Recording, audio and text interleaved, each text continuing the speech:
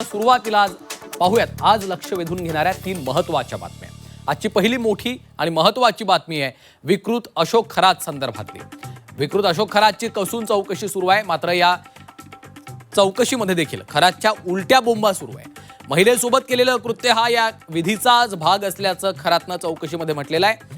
Zee 24 तासला विश्वसनीय सूत्रांनी या संदर्भात माहिती दिलेली आहे। तर दुसरी मोठी बातमी युद्धजन्य परिस्थितीवर पंतप्रधानांनी बोलावलेल्या बैठकीची आहे।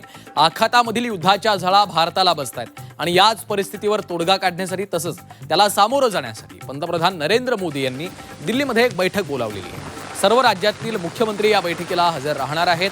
आणि तिसरी लक्षवेधी बातमी आहे अवकाळीच्या संकटासंदर्भातली।